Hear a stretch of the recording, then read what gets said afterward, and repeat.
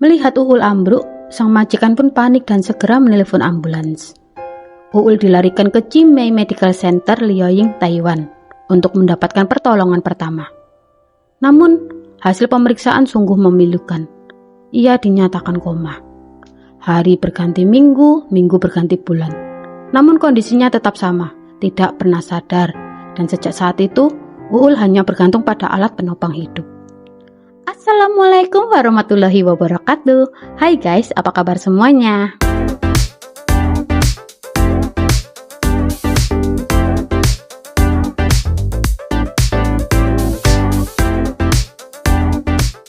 Kembali lagi di channel aku, Ruth Fermiati, channel yang akan membahas semua rangkaian kisah nyata dari dunia pertikaian dan pertikaian di seluruh penjuru dunia. Kisah nyata dari kalian wajib untuk aku suarakan, karena suara kalian itu terlalu berharga untuk dibiarkan diam. Absen dulu guys, kalian yang nggak sengaja nonton video ini datangnya dari mana aja nih? Ada nggak yang sekarang kerja di Taiwan? Atau mungkin punya keluarga yang merantau ke sana? Karena di video kali ini aku akan bahas sebuah kasus yang memilukan datangnya dari Taiwan di tahun 2013, alias sudah 13 tahun yang lalu ya guys. Dimana ada seorang suami harus menyambut kepulangan istrinya tercinta, tapi bukan dengan senyum bahagia, melainkan dalam keadaan koma dan bergantung pada alat penopang hidup yaitu ventilator. Kondisi koma itu bukan tanpa sebab. Semua berawal dari siksaan bertubi-tubi yang ia alami di tangan majikannya.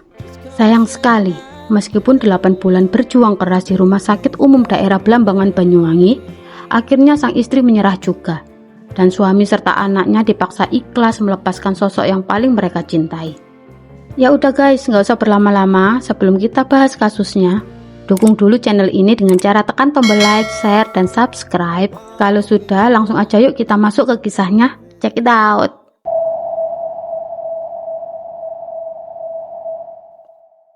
Sihatul Alfiah, atau yang akrab disapa Uul, adalah seorang perempuan berusia 27 tahun asal desa Plampangrejo, Kecamatan Celuring, Kabupaten Banyuwangi, Jawa Timur. Ia menikah dengan lelaki pilihannya yaitu Suhendik, yang kebetulan juga berusia 27 tahun. Dari pernikahan keduanya, lahirlah seorang putra bernama Ahmad Nuriza Vicky Nurmansyah, yang saat itu baru berusia 6 tahun. Suhendik sendiri bukanlah pengangguran. Ia lebih dulu bekerja sebagai PMI di negeri jiran Malaysia. Namun bagi pasangan muda ini, cita-cita mereka terasa masih terlalu jauh untuk diraih jika hanya mengandalkan penghasilan sang suami. Itulah sebabnya Uul mulai memikirkan jalan lain. Ia ingin mengikuti jejak suaminya menjadi seorang perantau, tapi kali ini ia menargetkan Taiwan. Kala itu selain Hong Kong, Taiwan memang menjadi salah satu tujuan favorit para PMI karena standar gajinya yang terbilang masih tinggi. Niat itu pun ia sampaikan kepada sang suami. Awalnya Suhendik menolak karena tidak sanggup membayangkan istrinya jauh darinya. Namun setelah melakukan diskusi panjang dan apalagi ada kerabat yang lebih dulu bekerja di Taiwan, akhirnya Suhendik merestui niat Uul untuk merantau. Tahun 2012, Uul resmi mendaftarkan diri di PT Sinergi Bina Karya Malang. Sejak saat itu ia mulai menjalani serangkaian proses panjang, berbulan-bulan lamanya ia tinggal di penampungan milik perusahaan bersama teman-teman seperjuangannya yang bercita-cita menjadi pekerja migran. Hari-hari diisi dengan belajar bahasa Mandarin, sembari melengkapi seluruh dokumen pemberangkatan. Proses ini diakhiri dengan pemeriksaan kesehatan menyeluruh atau medical check up. Hasilnya menyatakan fit. Artinya kondisi tubuh Uul layak untuk terbang ke luar negeri. Di tengah masa pembekalan itu, Uul mendapat kabar gembira. Ia berhasil mendapatkan calon majikannya di Tainan, Taiwan. Jobdesknya adalah menjaga sekaligus merawat seorang nenek lansia. Dalam tahap perkenalan, Uul ditemani oleh mentor bahasa Mandarin untuk berbincang-bincang dengan calon majikannya. Gayanya yang ramah dan kesungguhannya membuat sang majikan jatuh hati hingga memilih Uul sebagai perawat pribadi untuk nenek tersebut. Setelah semuanya pasti, dokumen lengkap, medical fit, dan majikannya sudah siap menunggu, Uul mendapat pembekalan tambahan. Ia diajari langsung oleh mentor bagaimana cara merawat lansia, mulai dari mengganti popok, memandikan, menyiapkan makanan lunak, sampai kosakata penting dalam bahasa Mandarin agar kebutuhan sang nenek bisa terpenuhi dengan baik. Tapi semua usaha dalam persiapan panjang itu ternyata hanya berakhir sia-sia guys. Karena pada bulan September 2013, kabar mengejutkan datang. Suhendik suami Uul tiba-tiba menerima telepon dari seorang kerabat. Dengan tangisnya yang pecah, kerabat itu menyampaikan kabar pahit, Uul jatuh sakit parah dan kini dalam keadaan koma di Taiwan. Sungguh miris sekali guys. Hati suami mana sih yang tidak tersayat mendengar kabar istrinya koma? Padahal niat awal berangkat ke Taiwan adalah untuk meraih cita-cita bersama. Lalu, apa sebenarnya yang terjadi dengan Uul di negeri Formosa? Apa yang ia alami di rumah majikannya hingga bisa berakhir dalam keadaan koma seperti itu?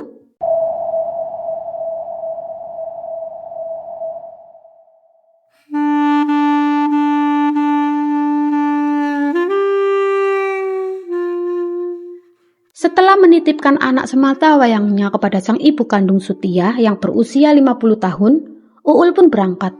Masih di tahun yang sama 2012, ia akhirnya tiba di negeri Formosa, Taiwan.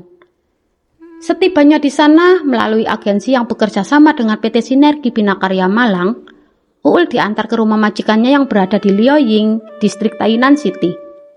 Namun disinilah awal kekecewaan besar Uul muncul.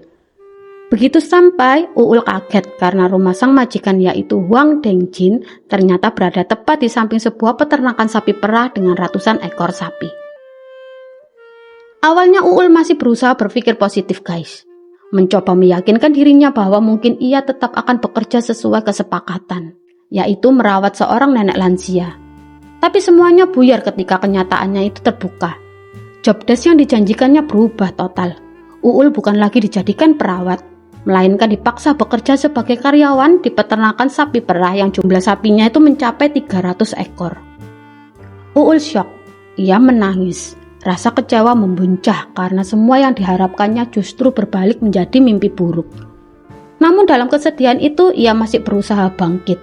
Perlahan-lahan mencoba menerima kenyataan meski hatinya terus memberontak. Hari-hari berikutnya jadi neraka bagi Uul. Ia harus memaksa diri belajar pekerjaan yang sama sekali tidak pernah ia kenali. Memerah sapi, membersihkan kandang, hingga mengurus pekerjaan berat di peternakan. Karena ketidaktahuannya, ia sering dimarahi, dibentak bahkan dihina. Jam kerjanya pun sangat kejam. Setiap hari, Uul dipaksa bangun sejak pukul 3:30 dini hari hingga jam 10 pagi. Lalu dilanjutkan lagi dari pukul 3 sore sampai 10 malam. Waktu istirahatnya pun hampir tidak ada. Lebih mirisnya lagi, tempat tidurnya pun bukan di kamar yang layak, melainkan di dekat kandang sapi di antara bau dan bising ternak yang tidak pernah berhenti. Gak sampai di situ saja ya guys, ketika majikan mulai kehilangan kesabaran, makian berubah menjadi tindakan fisik.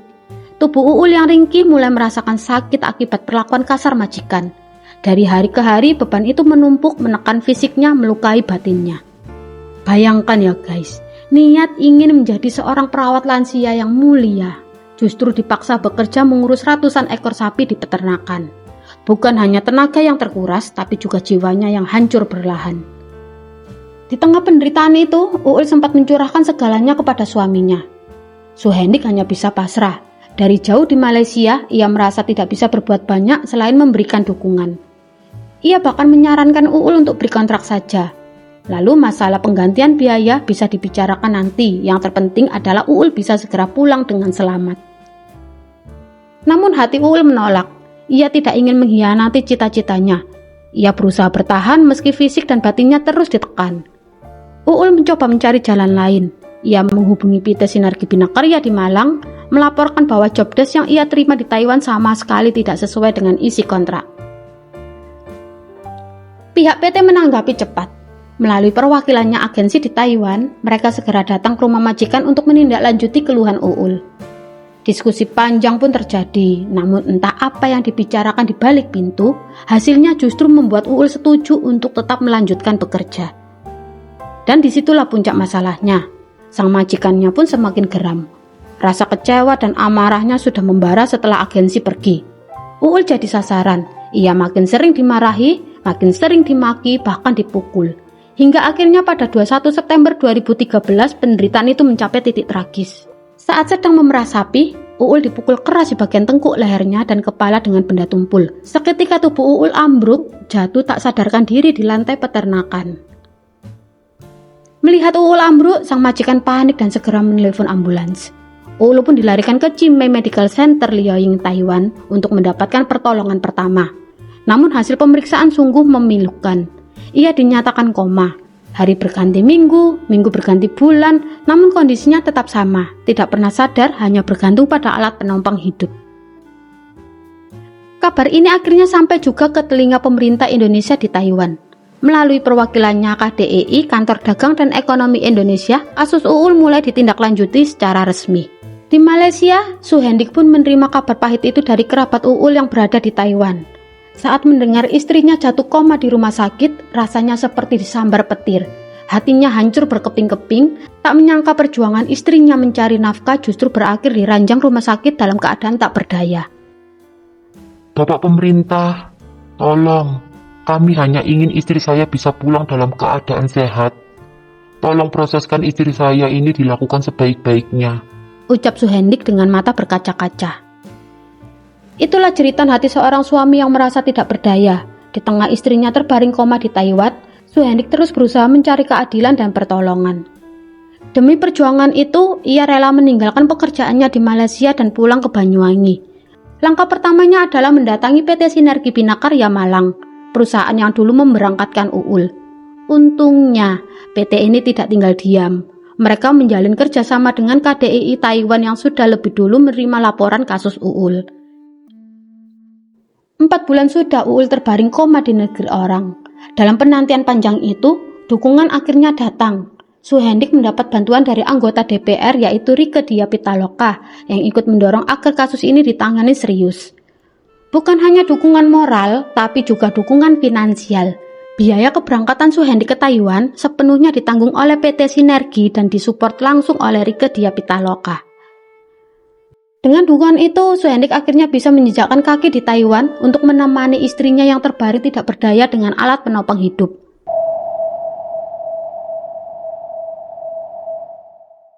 Setelah kasus Uul yang koma akibat siksaan terkuak, majikannya yang bernama Huang Dengjin akhirnya ditangkap aparat setempat. Namun, waktu terus berjalan, dan kondisi Uul tidak menunjukkan kemajuan berarti. Pemerintah Indonesia pun memutuskan langkah besar untuk memulangkan Uul ke tanah air. Proses ini sama sekali tidak mudah guys. Uul tidak bisa lepas dari ventilator dan tabung oksigen.